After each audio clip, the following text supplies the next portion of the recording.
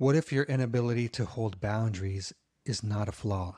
What if it's not some personal failing you're just not disciplined enough to fix?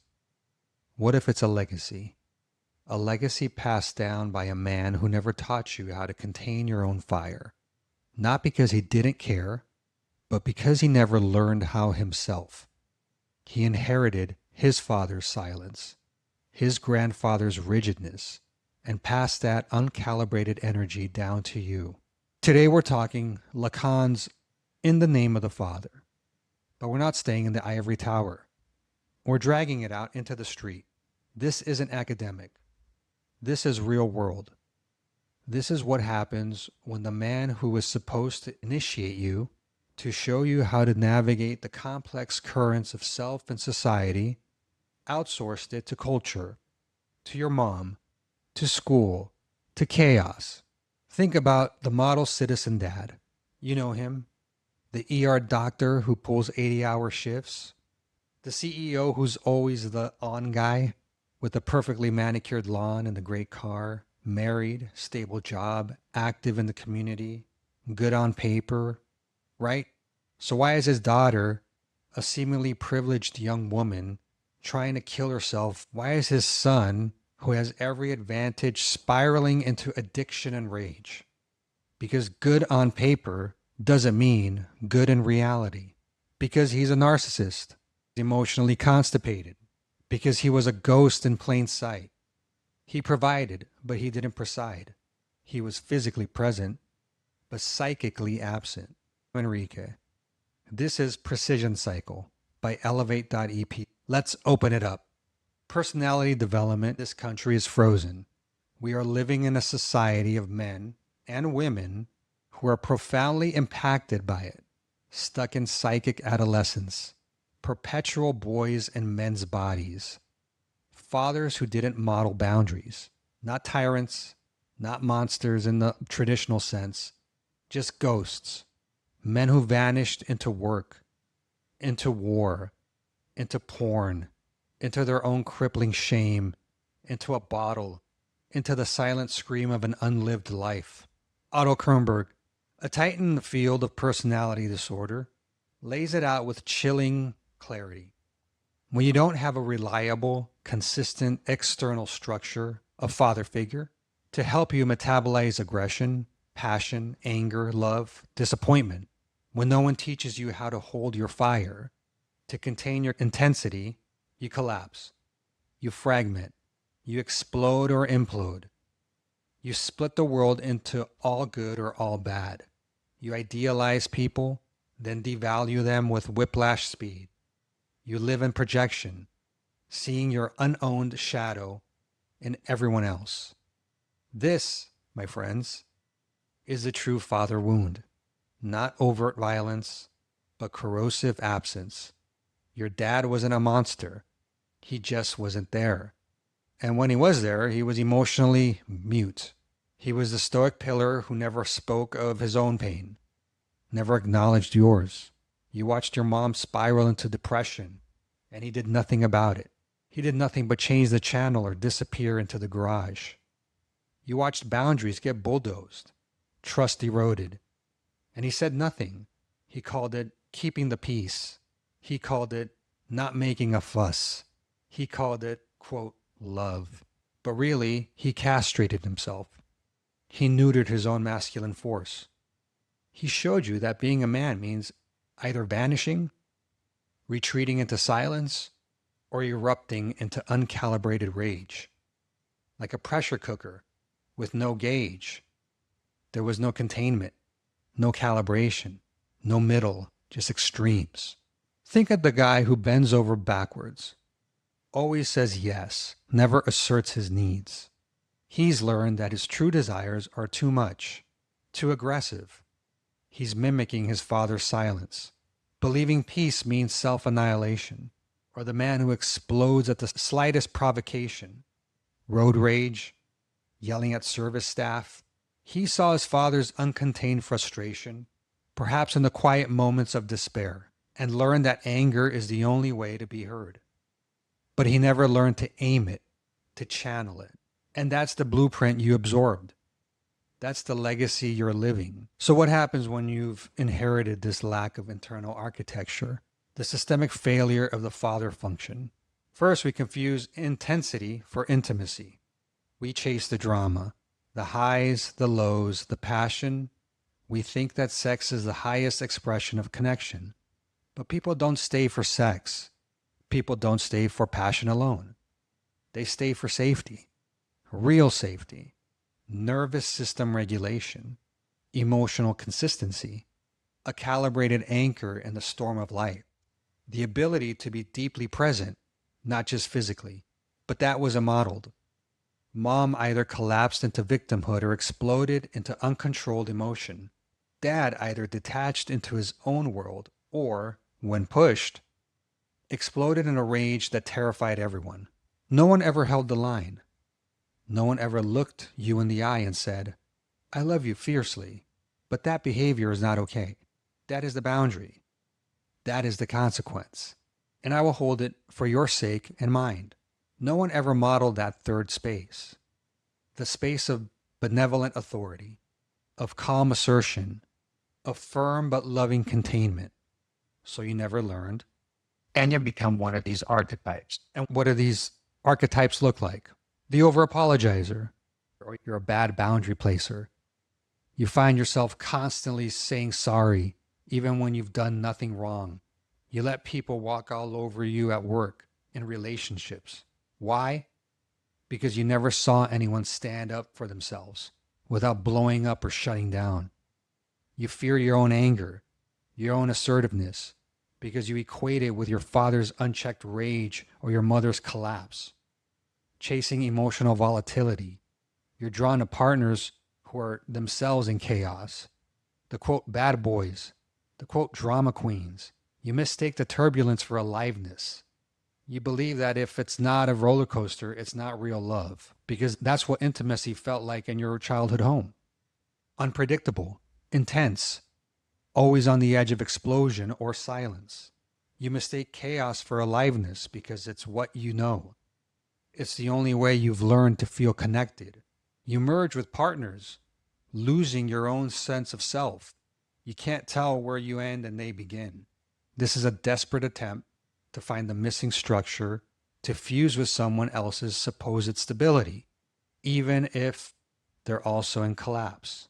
You never had scaffolding, no father function, so you live in defense, and the most primitive, often rewarded of those defenses, narcissism. Quote, I'm a bad bitch. I'm a stoic king. I don't need anyone. I'm self-made. End quote. You brand it as strength, but no, that's not power. That's shame with branding. That's a flimsy facade covering a gaping wound. You are an unintegrated inner child LARPing as an adult.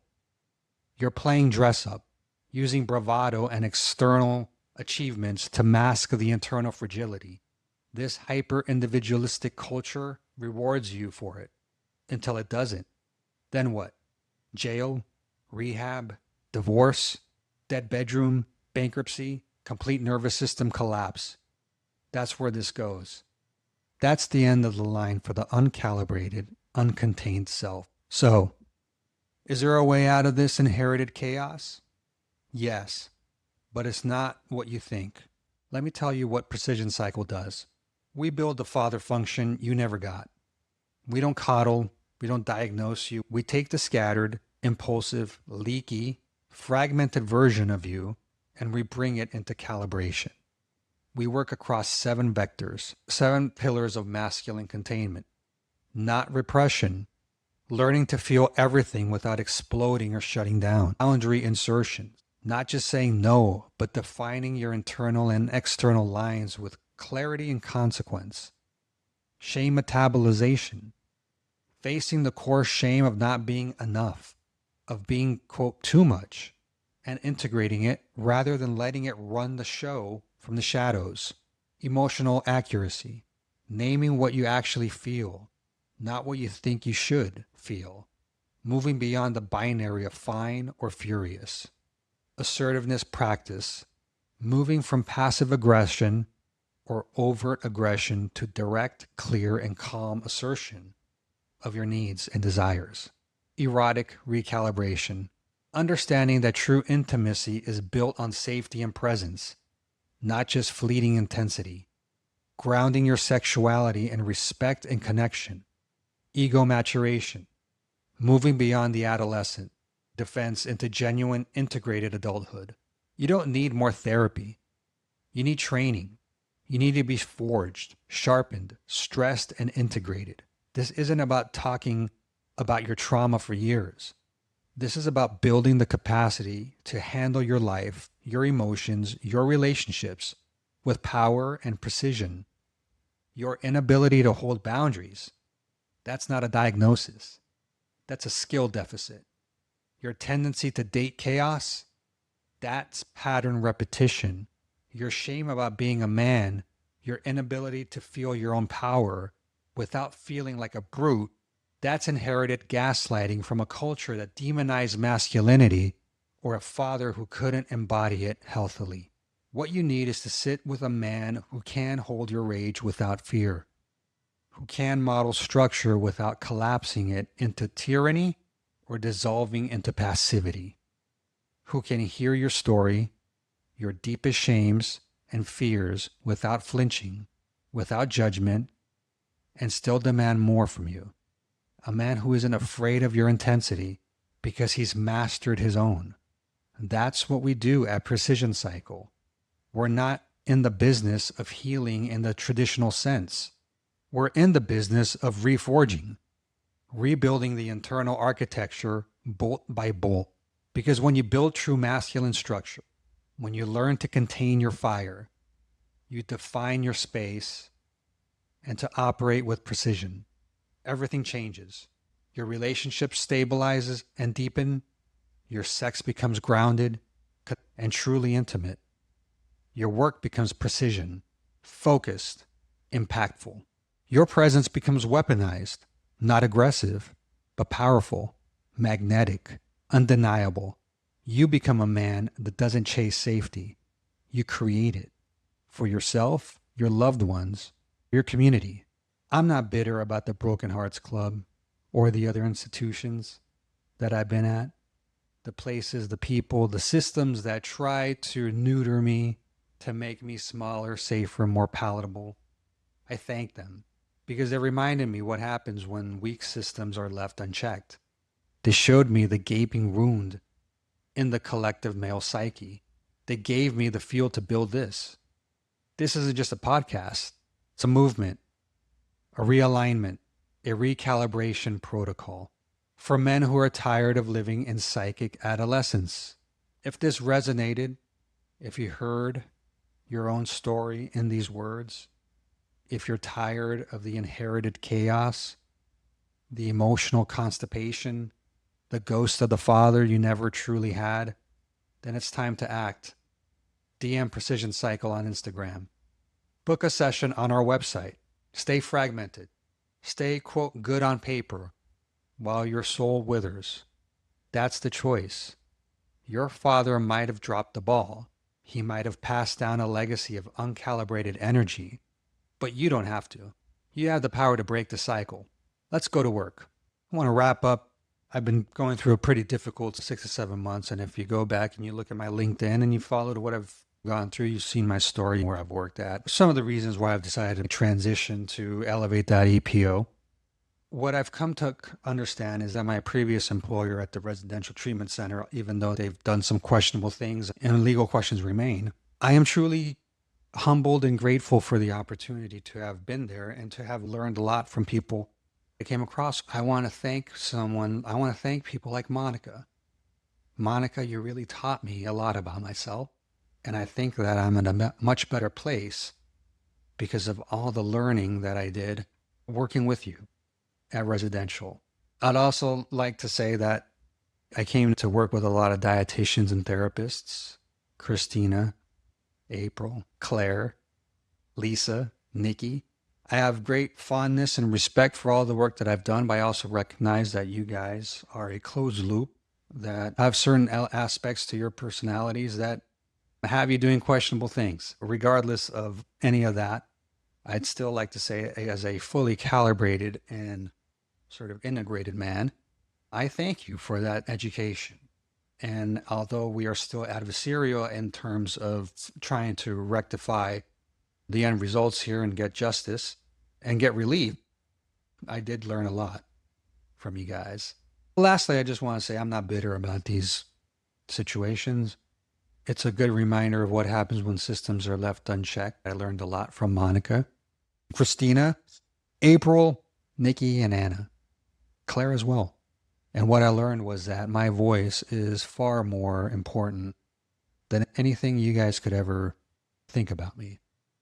Because as I've shown, I can produce a movement. But Monica, back to you. I do want to wish this and say this wholeheartedly. Thank you for everything and goodbye. You taught me a lot.